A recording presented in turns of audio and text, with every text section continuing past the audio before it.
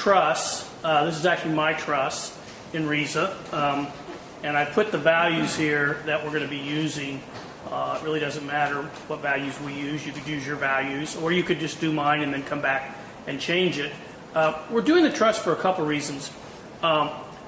One is that it goes through the same process as everything else, but the other is that we have pins at the joints. And when we do that, we actually have to do another step that we don't have to do in a frame. By default, RISA has all joints as rigid. So it's a moment frame. So for your frame, you don't have to do anything other than the support constraints. But in a truss, you have to actually make it act like a truss by pinning the ends of the members. The thing you have to be careful about is you can't pin all the members at a joint. If you pin all the members at the joint is free to rotate. So you have to pin all but one. Okay, so we'll go through that after we put in the stuff. We're going to do it by doing what first, and that is where the joints are and how they're connected, which is the frame or the truss itself. Then we'll add the materials, which in this case is just the area and the modulus elasticity, in this case 3 inches squared and 29,000 KSI. And then we'll add the loads, supports, load combinations, and then we'll try to run it. Hopefully we'll get it right. So I'm going to leave this up here in the corner while we run RISA so we can kind of see it. So a couple things when we open up RISA that we want to do before we even get started. One is to check the global parameters.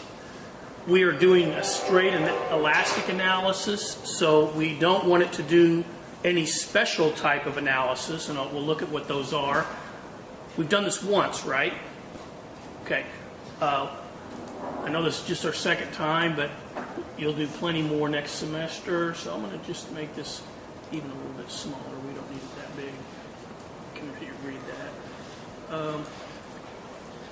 So the first thing I want to do is check the global parameters. And you can put in what you want for the title, etc. But the solution is the important thing. I only want 2 sections. I only want the forces at the ends of the member. That's the minimum number of sections, yes. You want to immediately start drawing numbers? Is that the... No, just hit cancel that. Cancel? Yeah. And then go to global up here. Now, you'll notice the shear deformation and the torsional warping are turned on. Those are 2 different types of stiffnesses that we're not using.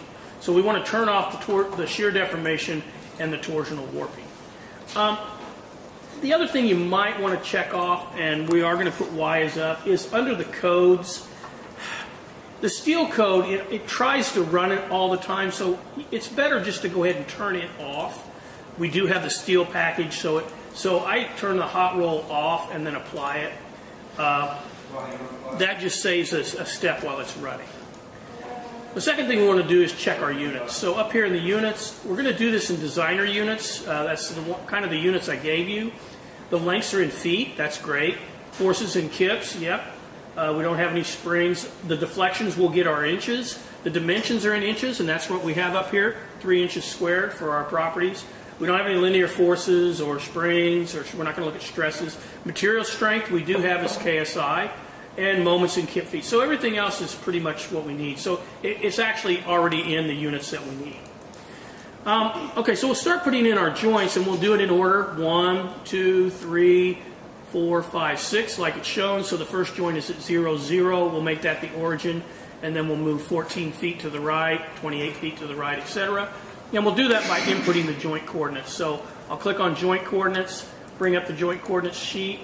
We've got joint 1, which is 0, 0, 0. That's where we want. Where's joint coordinates? On the data entry box right here. Okay. Just click on joint coordinates. X is 0, 0, or XYZ is 0, 0, 0 for joint 1. Joint 2, it's X is 14 feet, and Y is 0, Z is 0. How'd you add a second one? Just hit enter. Yep. And we'll talk about inserting lines here in a minute if you need to. Joint 3 is at 28 feet, 0, 0. Joint 4 is at 8 feet and 7 in the Y direction. So it's 8 and 7. Joint 5 is at 8 plus 12 or 20 feet. And 7. And finally, joint 6 is at 14 feet and 12 feet.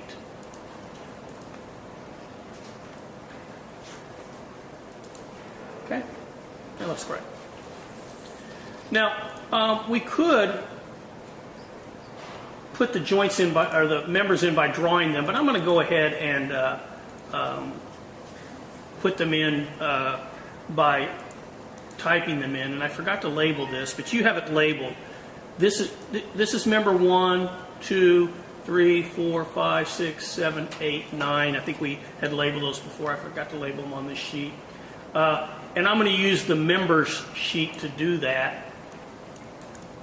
And you want to go in the same order IJ that you're going to do it on your Excel sheet. So to the right or up, right? So in this case, member 1 goes from 1, 2. Member 2 goes from 2 to 3. Member 3 goes, that's this member here, to the right here, 1, 4. Member 4 goes 4, 2. Member 5 goes up, 2, 6. 6 goes 2, 5. 7 goes 5, 3.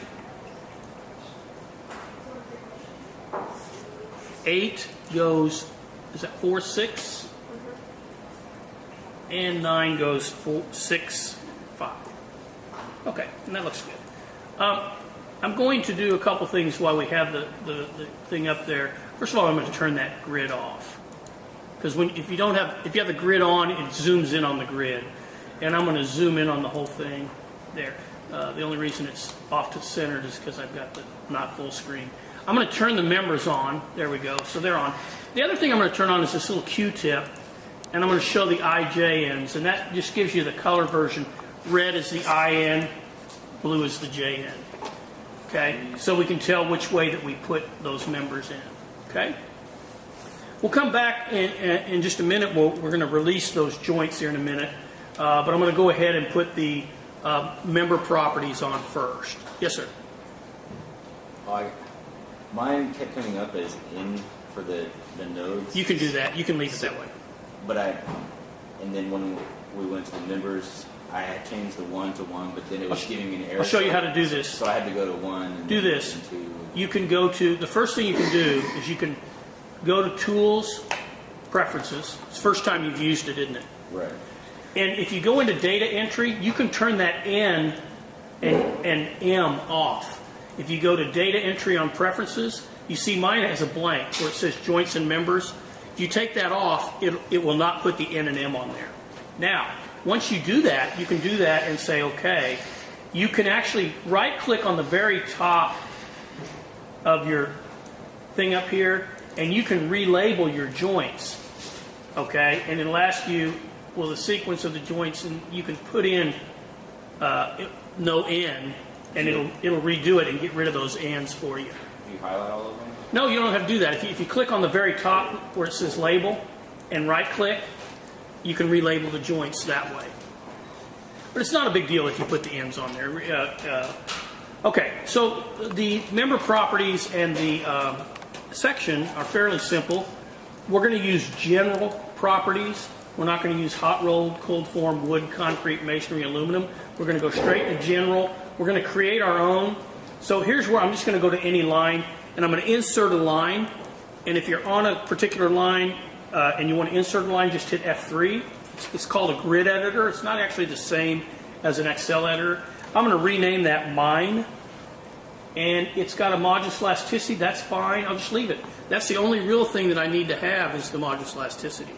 The shear modulus and everything else I'm not even going to touch. Okay? Now I'm going to create a section for my members. And again, I'm going to make it a general section. I'll open the section sets. And I'll go over to general. What did you open? Section set over here, third one down. section sets. Again, I'll insert one. Doesn't matter where I insert it. I'm going to call it mine. I'm going to get rid of the shape name. So just go over to shape and hit the space bar and just get rid of it. You can leave it beam or make it none. It's really, that's a design thing, and we're not doing design. Its material, though, is mine. So I just drop down and pick mine. The area was given as 3 inches squared, and nothing else should matter because we're doing a truss, and the only stiffness is going to be the axial stiffness. So no matter what we put in for the moment of inertia, if we model it correctly, it shouldn't make any difference. We're not going to bend the members, so the moment of inertia will make no difference. Now that's not true on your frame. You'll need to put in the moment of inertia. Yes? Mine won't let me Change it? choose that the shape is a space. Click on it, and then just hit the space bar. Are you on the General tab, or are you on the... Oh, okay. Go. Make sure you're on General. If you're on the hot roll, it won't let you change it because that's a set section set. Okay?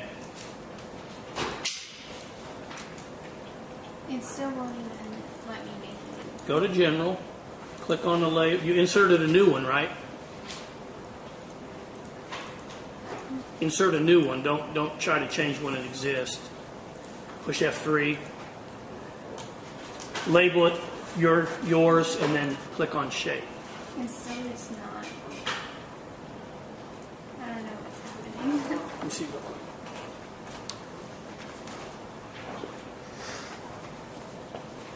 Oh, they're gone. They're gone.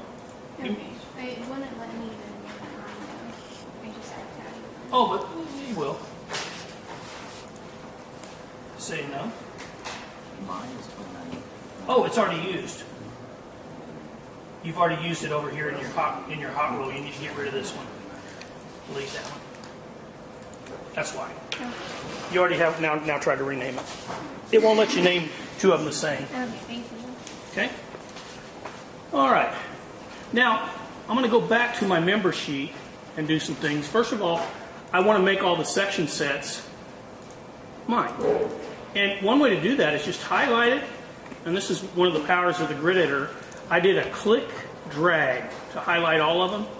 Then I'm going to right click on it and I'm going to fill the block. Okay, I'm going to do that again. Where's Click and drag the section? Okay. on primary. And then right click and say fill the block. And actually, I think if I just type M, it'll fill them all with mine because that's the only one that starts with M. No, it doesn't like that. So, okay, I do have to type mine. So I'll fill the block mine. There it went. And it actually changed my material too because that's the material that I used for that section set. You know, the other way is you can drop down and change them all separately. Okay? General mine. Okay? Now, the next thing we need to do is put the pins on the joints. So I'm going to bring up the our thing, and let me put it up for a minute. Which way? I forgot. Like that.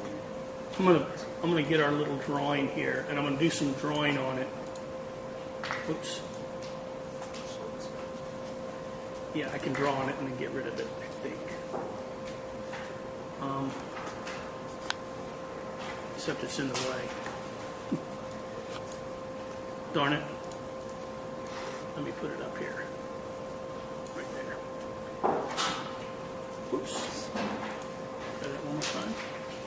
Okay, so what I'm going to do is I'm going to mark the ends of the members that I'm going to put a pin on.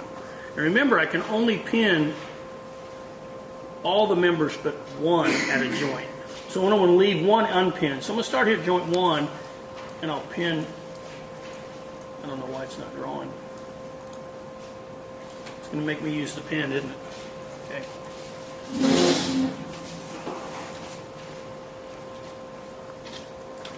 I'm going to pin that one.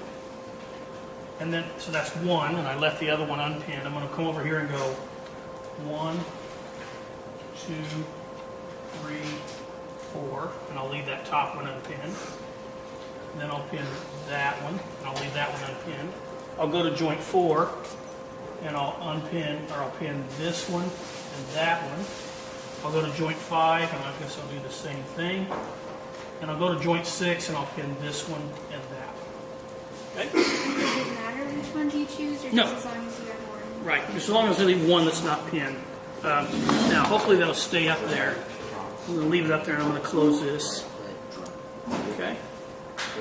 Oops. Except, let me save it. I think I can save it. Did you guys write that down? Anybody write that down? I know what it was. Let me put it on my sheet.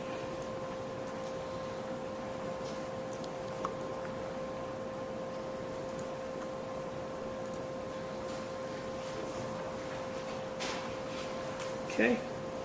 It may disappear, but it's okay. Let's close it. Let's save it. Ah. But it disappeared. That's what I thought it was going to do. That's okay.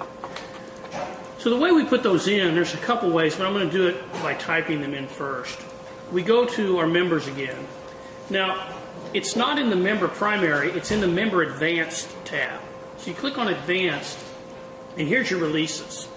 Now when I click on a release, I'm going to show you what it shows me.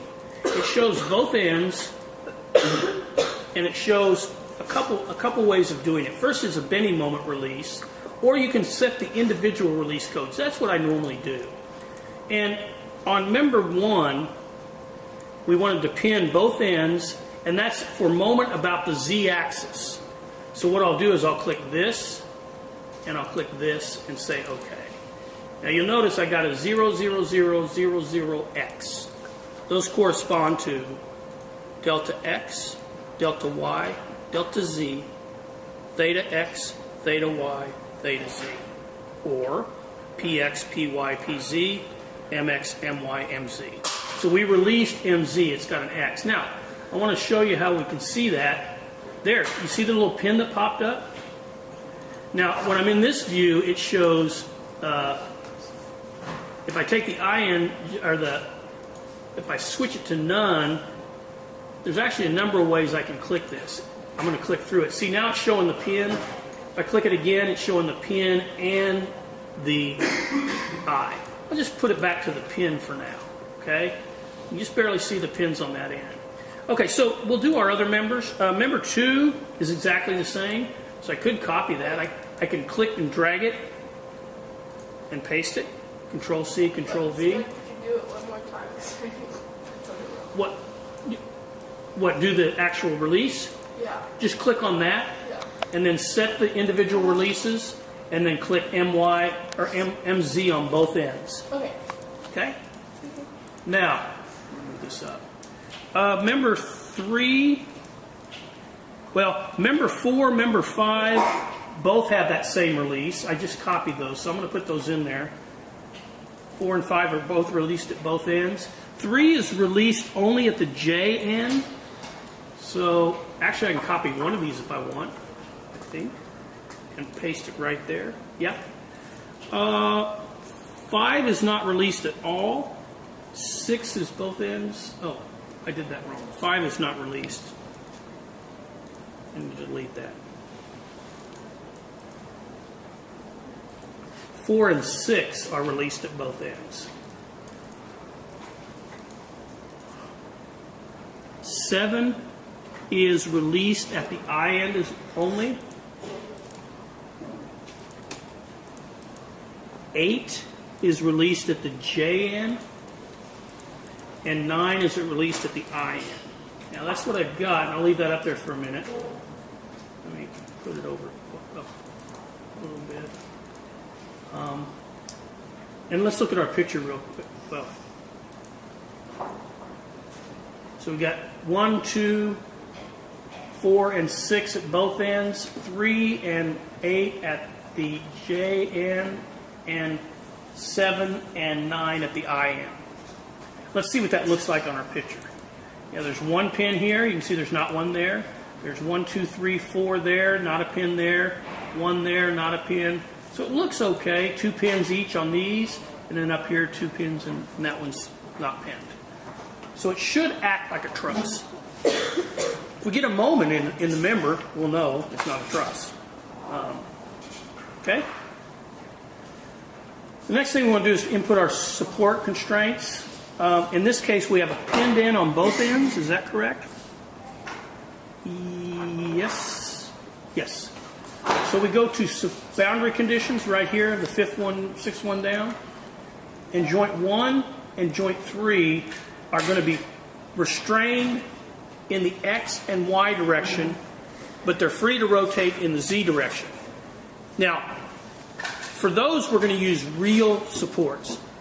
Now, there's also 3 other supports. We don't want it to move in and out of the page or rotate in and out of the page, which is motion in the Z direction and rotation about the X and Y axis. There's 2 ways to restrain something. One is to fix it, and when you fix it, you don't get the reaction. And the other is to put reaction. And when you put reaction, you get the reaction. And, okay, so in the X and Y direction, we want the reaction. Those are real reactions. But in the Z direction, we don't care because we're not going to load it in and out of the plane. So when we put in our boundary condition, what we'll do is we'll put in reaction. You can actually just type R. I think it'll pick it up. And R in the Y direction. In the Z direction, we'll fix it. We'll put F. For X and Y rotation, we'll also fix it. And it's free to rotate in the about the Z axis. So we'll leave that blank. So we've got reaction, reaction, fix, fix, fix, blank. On the joint 3, we'll do the same thing. Actually, I can just copy that. Okay? And then we'll look at what that looks like here in a second. So it's on joint 1 and 3, we've got reaction, reaction, X and Y, and then fix for Z and moment rotation about X and Y. That's kind of, you can't really kind of tell what it looks like. You see these lines. That means it can't move. Now let me go ahead and put it in 3D for a minute. Now, you see these little rotational things? These little whirly birds? That means it can't rotate about that axis. And you'll notice there's not one along the Z axis, which means it can rotate about the Z axis. And that's what we want it to do. We want it to pin, right? Oops. So let me go back to XY view. Okay. Okay, so we've got all the stuff in except for the loads. Let's go ahead and save it real quick. We haven't saved it. I'm going to go ahead and save it. I'm going to put it on the desktop. Call it Truss Exam. Okay. Did I get rid of the doc? Yep. I'm going to do that. Okay. For the loads, we'll actually put them in graphically. We haven't done anything graphically. We could have used some of these graphic inputs up here. We're only going to put joint loads on. So I'm just going to click on the joint load. I'm going to put it over here in the kind of out of the way. And what's that? I click this little red arrow. Now, the disadvantage to doing it this way is you can only put one load on at a time in one direction. If you use the editor mode, you can actually put multiple loads on a joint. But we'll do it this way just to do it differently. On joint 4, I'll just go in order that were listed on your page. I want to put 20 kips in the X direction, so I'll switch this to X. I'll put in 20. It is in kips. I'm going to leave the box open, and I'm going to apply it by clicking on the joint. So when I hit apply, and I pull out here, you'll notice I got a little clicker that shows me how to. Good morning. Good morning. I got free hot chocolate. You got us free hot chocolate? Well, I got it, yeah, that's Roy Jones. And so you just click on the joint, you'll see the 20 kips. Also, we have, I'm going to go ahead and put the X loads first. On joint 6, we have 10 kips. So I'm going to change that to 10 and hit apply. and then come up here to joint 6, and I'll click right there. Do you just click near it, or do you need to worry? What's that? Can it just be like near it, or do you? Yeah, you want to be pretty close. Yeah, that's the thing about doing graphical input. There is a sensitivity, especially when you're drawing members. If you're doing a complicated structure, don't draw them, because if you don't get close enough, it will actually just create another joint there. You don't want that. You won't be connected to the joint you think you are, and then you get instabilities in your model. But it pretty close is all it takes. Okay, then in the y direction, actually the minus y direction, we've got minus 16 on joint 4 and 5. Okay, so hit apply. I'll come over here, and on joint 4, there's minus 16, and 5, minus 16. And then on joint... So is it going down because we put it as negative, or is Yep. it going down? Nope, it's going down because we put negative. That's correct. And then on joint 6, we have a minus 30. Okay, now I'm going to close that for now and show you what we got. So that's what we should have. Now, that's what's considered a basic load case. Now, you guys will do multiple load cases in steel next semester. But right now, we didn't even change it. You'll notice up here it says BLC1. That's actually the load case we're on. So if I go to basic load cases here, if we had used the input, here's what it looks like. It put 5 joint loads on basic load case 1. I'll actually just call it load case 1. Doesn't really matter. It doesn't have to have a name. But I'm going to show you what happens when I click on that. There's my loads. You see, I could have typed them in. And you can see they're in it's got the type of load, which says LDM. That corresponds to load, displacement, and mass. We're applying loads. You can also apply a displacement, or you can apply a mass. When you're doing seismic analysis, you can do what's called lump mass analysis, where you lump the mass of a floor at a point, and when it does a spectral analysis, it includes that mass as a forcing function. Typically, we just do loads, okay? And there's our X and Y direction, and then I want to note that those are big X, big Y, big Z, big M, X, big MY, big MZ. That means global. When you go to member loads, you have a choice. You can put them in the member system, little x, or the global system, big X. Okay? So that's the only, you'll see more choices when you go to member loads. Okay? But RISA doesn't run basic load cases. RISA runs load combinations. What it does is it analyzes the load case and then combines it into a combination. So even if you only have one load case, you still have to come down and do a load combination, which is right here at the very bottom. And our load, I'm just going to call it 1. You can call it what you want. And what you have to put in there is the basic load case that you want, which we only have 1, number 1, and the factor that you want to multiply it by 1. Now you guys are in steel, some of you have been in timbers, some of you are in concrete. You know that we factor loads. This is where you could say 1.2 times the dead load, 1.6 times the live load, and you combine 2 different load cases together. And that's actually what you do in a real structure. You'll do close to 100 load cases normally on a real building because you have to do all the various possibilities. But in this case, we're just doing basic load case 1 with a factor of 1. Actually, that should be it. We put in the members and their properties.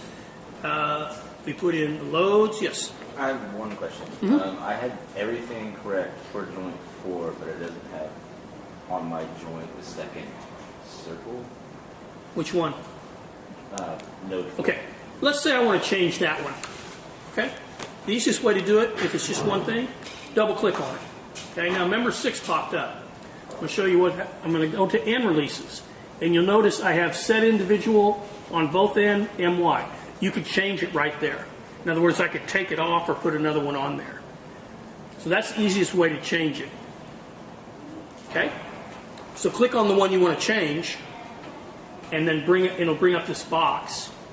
Which one do you need to change? It has everything right. It's just It has 4? on node 4, it doesn't have both the MK circles. Or Node 4 right here. Which one's missing?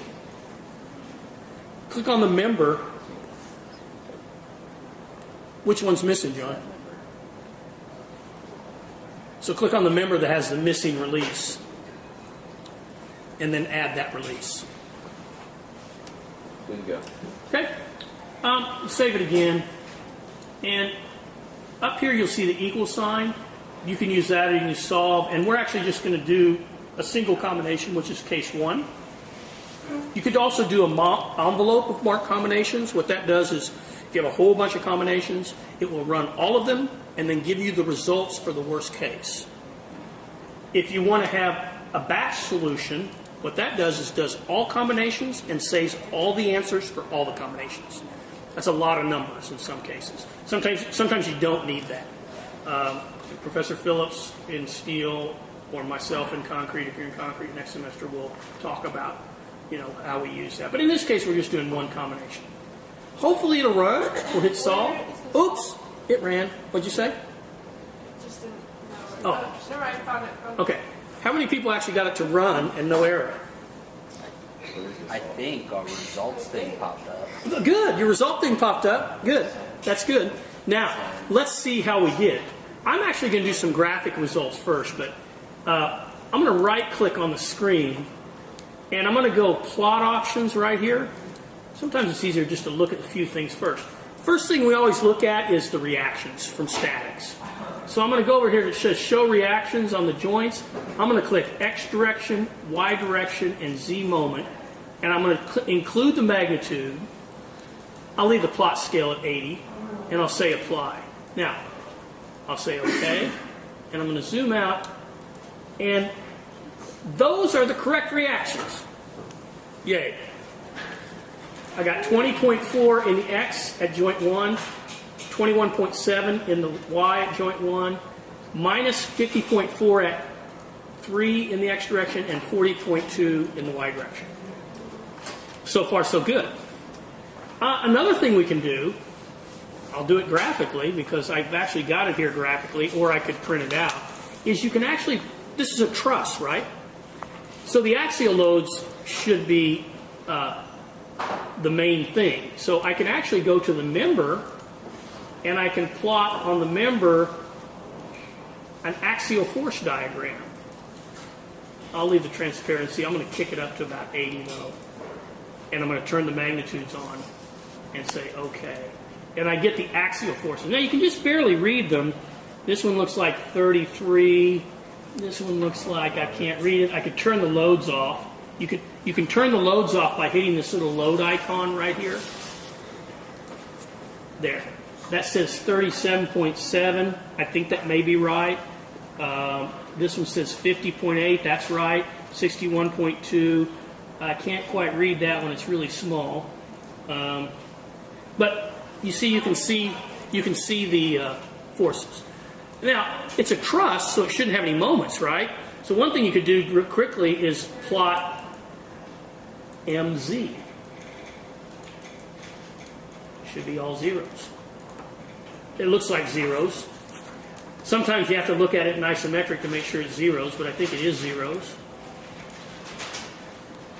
Okay. But really, we want to look at the answers. So the first thing we could do is kick up the joint reactions. And there's the joint reactions. Are they right? I'm going to look at mine. I've got them right here. They look good. Okay? So I'll leave those up there. We could do the joint deformations, which are next. And they look good. I've got it set to 4 digits. If you want 4 digits, you need to tell it.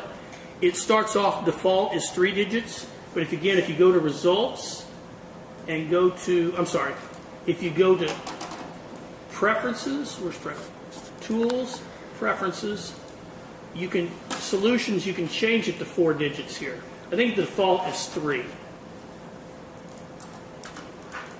Okay, whoops. One thing about RISA, it never shuts a window, and you notice all my windows popped up, but I'm not going to close them. I'm just going to put down the ones I don't want. I still want my deflections. And then finally my member forces. And here's the nice thing. Since I only did 2 sections, oops, it only gives me the forces at each end. If I'd done 5 sections, it would have given me 5 numbers. The section at quarter points along the member.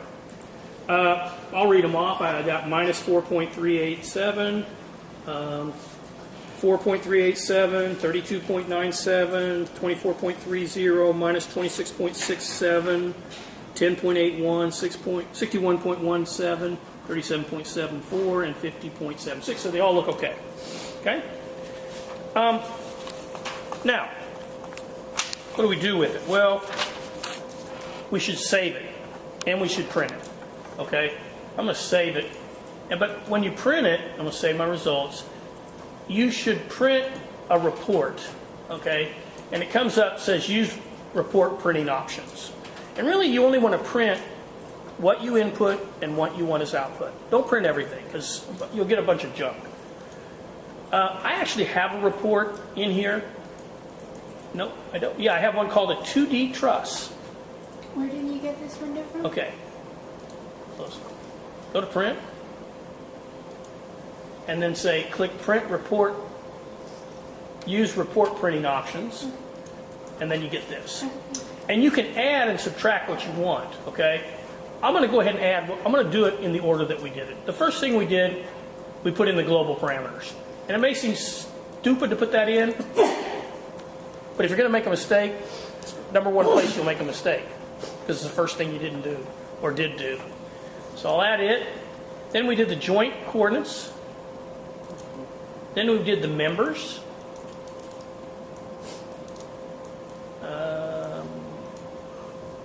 Just the member data. We also did the member advanced data. I'm going to put that afterwards. We did the boundary conditions.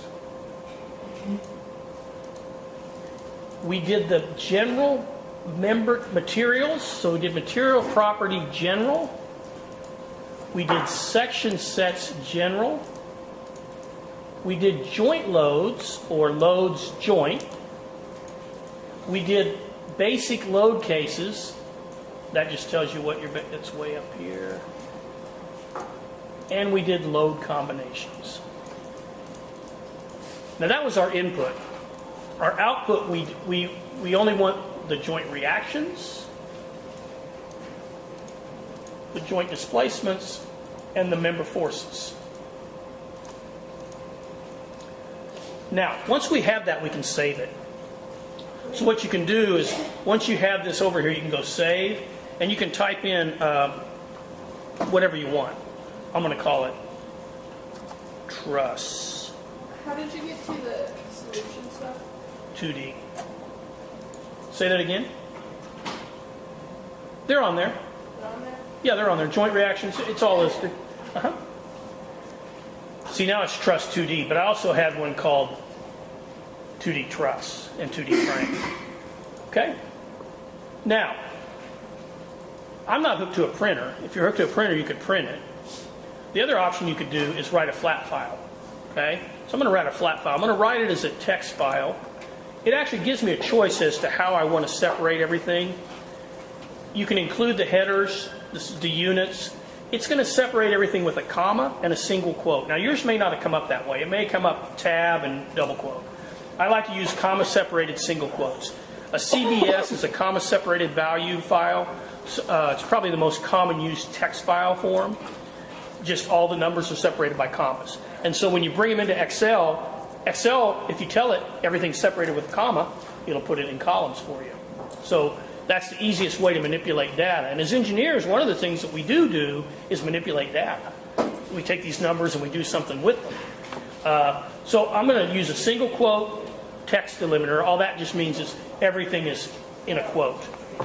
Okay, every item. And it's separated by a comma. And I'll say OK. And I'm going to put it on the desktop, which it already is. And I'm going to call it Truss Exam. OK, that's fine. And I'll show you what I can do with that. So I save it. And it's written. Now what I can do is I can open up Excel. And I can open that file. So I'll open it. I'll go to the desktop. And it says all files, so I should be able to see that one. It'll show up as a text file. Let me do it by name. What did I call it? Truss test? No. Exam truss. Where is it? Am I on the desktop? No, maybe I wasn't. You're only looking at Excel files. Oh, okay. So maybe I need, yeah, maybe I look at all files. Sorry. Yep. There it is. Exam truss, and what I want is the text file. Or is it truss exam?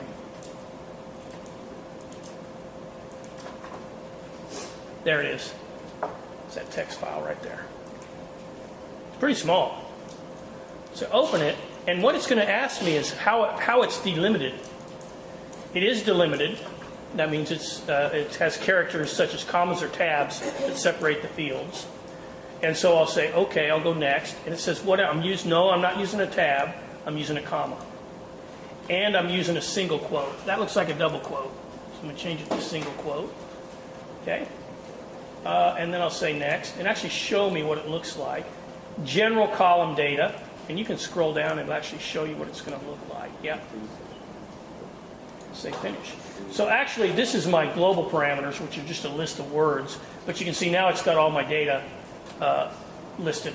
Now, the other thing I could have done is I could have printed this as a PDF, since I don't have a printer, right? So I could just say, okay, I'm going to print it, but now I want to change it to PDF. See, I don't actually have a printer hooked up. Well, there's some, but I'm not even sure if they're correct.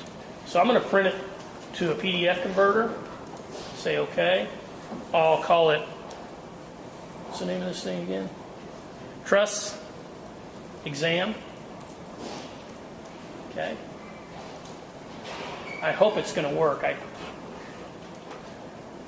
was having problems with this the other day. Did I see something pop up in the background? Maybe it's going to work today. Mine included a bunch of extra stuff, like up at the top. Like Yeah, it's got like the all units. His did too. Mine did like too. the code and all that. Yeah, mine did too. His did too. Yeah, that's the global parameter stuff. Okay. That's a list of all the global stuff. I'm still having a problem with my PDF. Something's wrong with this PDF reader. But okay. I don't think I can print it. I don't recognize any of those printers. Do you?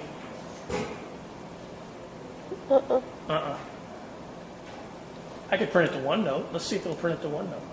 Yep. Yeah, I need to open up OneNote. I don't know who uses OneNote. Anybody use OneNote? No. It's Office's. Notepad.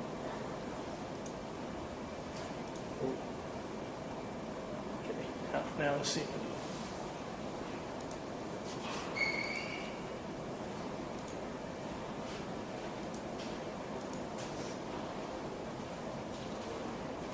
What? Don't ask me all these questions. Oh my gosh. Forget it. I don't even need to print it. That's why nobody uses one. Okay. And a wrap. Quick question.